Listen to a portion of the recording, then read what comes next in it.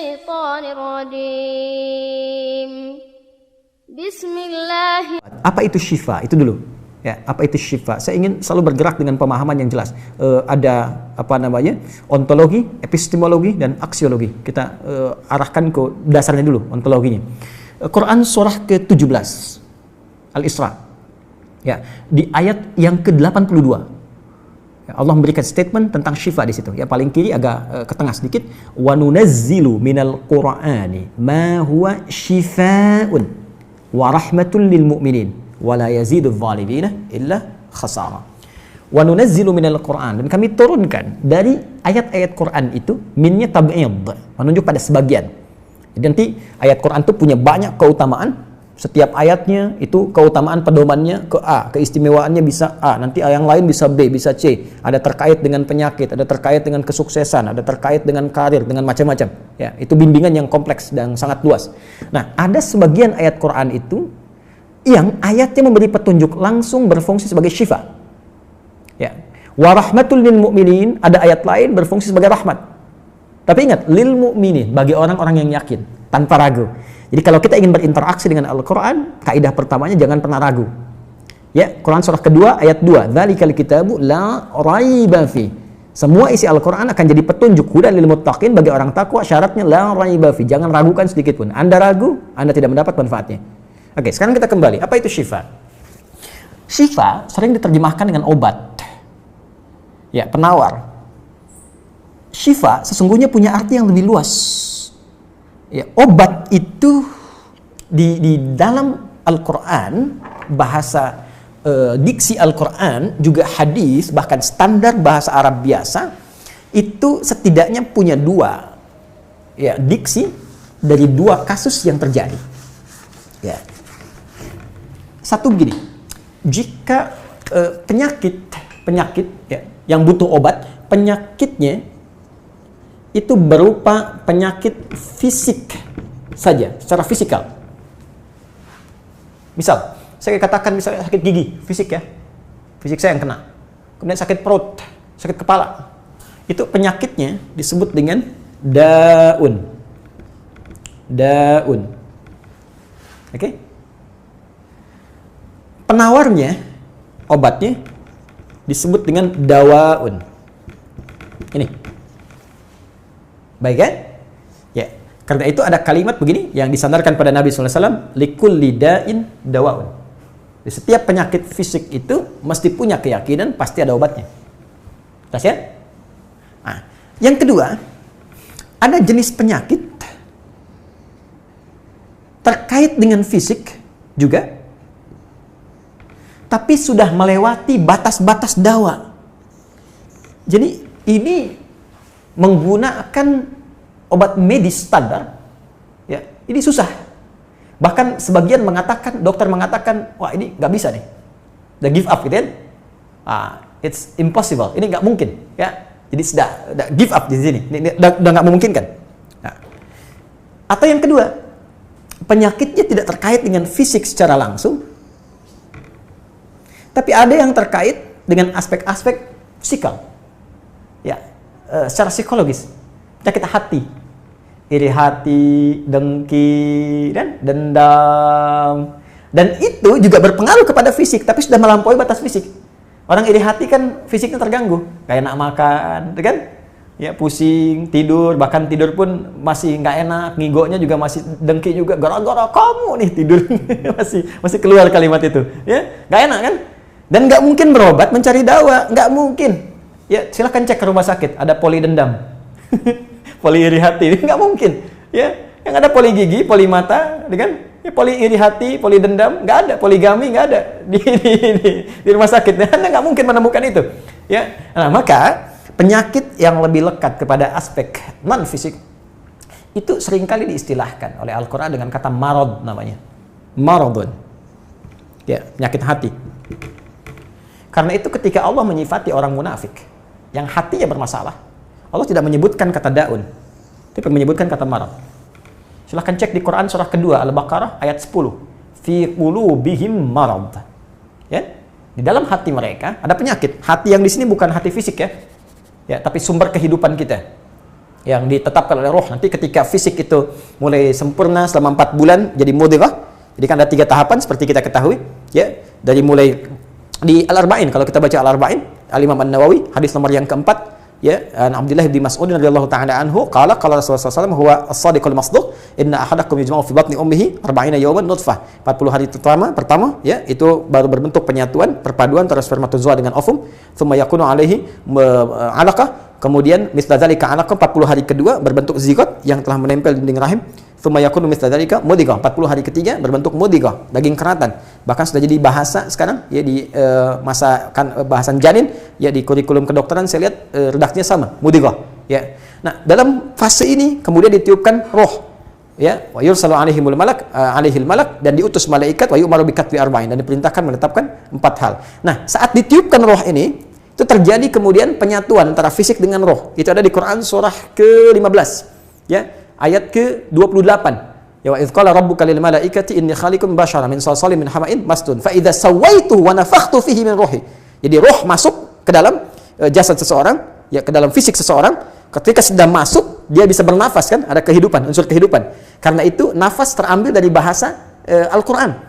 Jadi begitu kemudian sudah masuk roh ke dalam jiwa, menjadi nafas namanya, berubah dari roh jadi nafas. Ya, maka dia membawa 2 potensi. Ya, ada fujur, ada takwa. Di Quran surah 91 ayat 7 sampai 10. Wa nafsi wa ma sawwaha fa alhamaha fujuraha wa taqwaha. Jelas, ya? Maka wa nafsi wa ma sawwaha, jika roh sudah masuk ke dalam jiwa jadi nafas, dan disitulah manusia bisa bernafas. Tapi jangan lupa dia membawa 2 potensi. Ada potensi kebaikan, takwa, ada katalis kebaikan. Saya tidak mengatakan yang buruk. Itu katalisnya. Jadi lawannya langsung. Yaitu jujur, lawannya dusta. Ya, marah lawannya sabar. Yang sabar itu takwa, jujur itu takwa. Yang marah, yang sombong, yang bohong, itu namanya fujur, itu katalisnya. Di Allah menciptakan sifat marah bukan ingin membuat Anda pemarah, tapi ingin kemudian memacu supaya yang sabarnya muncul. Sebab kalau nggak ada marah, bagaimana bisa ada sabar? Itu cara membacanya. Nah, di sini terjadi pergolakan. Ya, apa kaitannya dengan ini? Orang-orang yang tidak bisa mengendalikan sifat takwanya dan tidak menjadikan sifat fujurnya sebagai katalis, tapi diikuti menjadi dominan, maka jadi penyakit di hatinya. Itu yang disebutkan dengan marad namanya. Ya, itulah yang memunculkan penyakit riya, pamer, gitu kan? Sum'ah, ingin didengar orang, sombong turunannya, ya, kemudian dendam dan sebagainya. Ini marad. Marad ini dan penyakit yang sudah melewati batas fisik, kalaupun terkait dengan fisik, nggak ada obatnya dari dawa. Yang ada hanya syifa.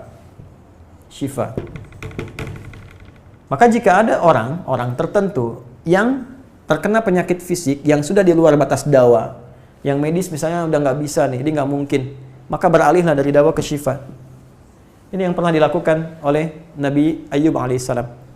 Ketika diuji dengan penyakit, Allah contohkan langsung supaya kita bisa meniru. Bukankah ayat ini turun ketika Nabi diuji dengan penyakit?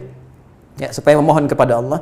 Jadi kan Nabi Ayub kan divonis dengan penyakit yang tidak pernah diderita oleh orang sebelum beliau, tidak akan dirasakan oleh orang setelahnya.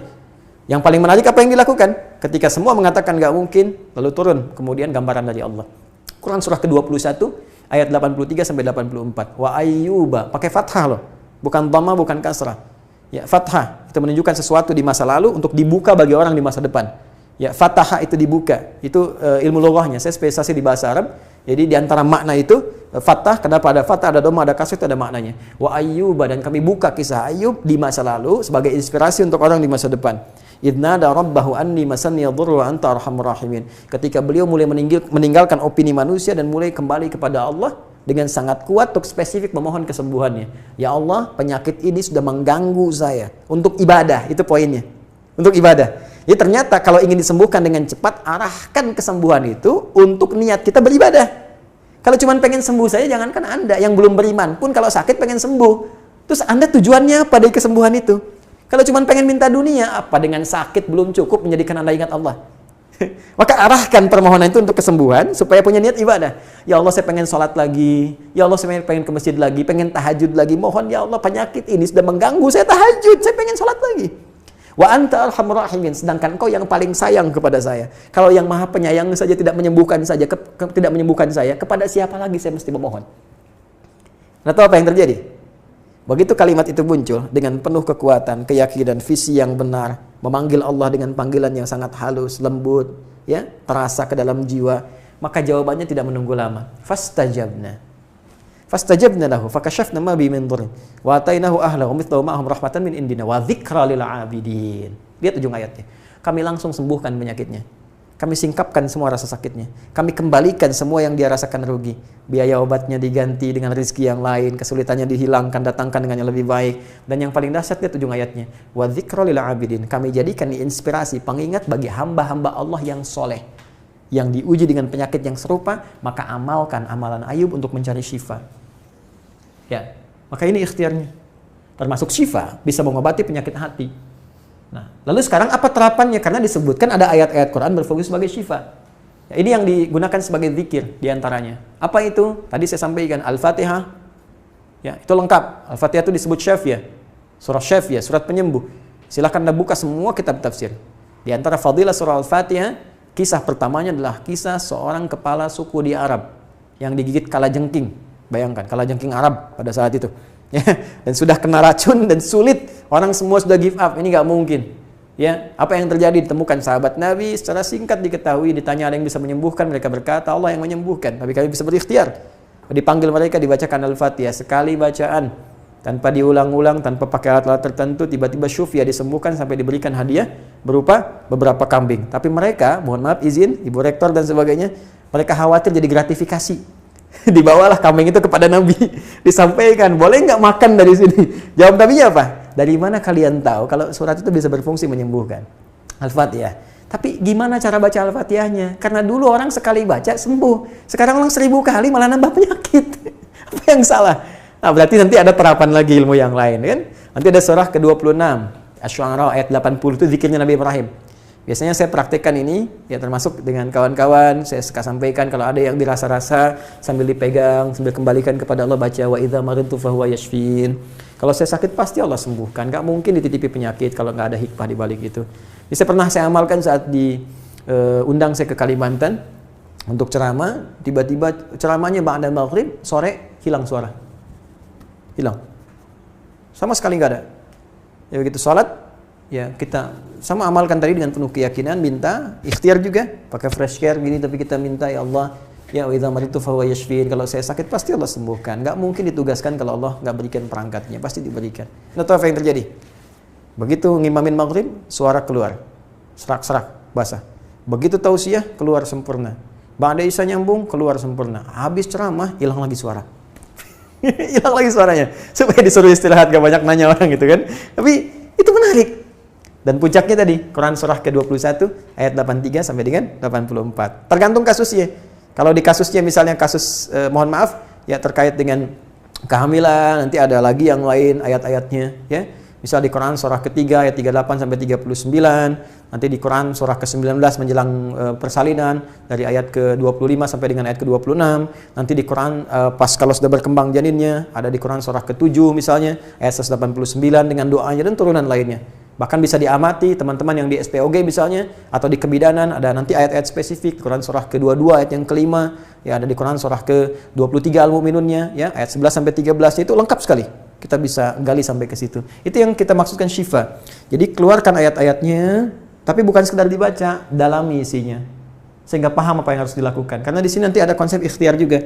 Ikhtiarnya bagaimana, ya secara medisnya seperti apa, dan pertolongan kepada Allahnya bagaimana. Terakhir Nabi pernah datangi seseorang, dia minta disembuhkan. Ya Allah, ya Rasulullah, si fulan sakit, tolong sembuhkan. Kata Nabi, idzhab ila tabib, pergi ke dokter. Kata orang ini, Anda kan Nabi, tinggal berdoa disembuhkan. Jawab Nabi sangat elegan. Pertanyaan orang ini bagus, Anda Nabi, berdoa dikabulkan, pasti. Tapi jawab Nabi sungguh elegan. Kata Nabi, kesembuhan itu dititipkan di tangan para dokter. Jadi Nabi ingin memberikan satu isyarat, Anda tetap ikhtiar. Karena tidak selamanya Nabi akan hidup. Ya, karena itu dokter-dokter mesti belajar. Saya menambahkan dokter-dokter yang bisa belajar dari Quran juga. Saya mengharapkan nanti ada dokter mata yang hafal, ya. Misalnya ayat-ayat tentang doa, ayat tentang mata, ya, riset tentang ayat-ayat mata, hadis-hadisnya apa, sehingga Anda bisa menerapkan resep-resep yang indah. Ya, waduh, kenapa nih dok, mata saya nih nggak bisa dikontrol nih, sakit. Kenapa? Saya kalau ngelihat tetangga beli kulkas sakit, kan nggak bisa dikasih obat tuh ya. Anda bisa kasih resep Quran surat sekian, ayat sekian, sekian. Nah, itu yang banyak kejadian sekarang. Ya, orang matanya sehat tapi tidak bisa membedakan mana milik dia, mana milik orang lain. Demikian juga dengan yang lainnya. Itulah syifa. Wallahu ta'ala.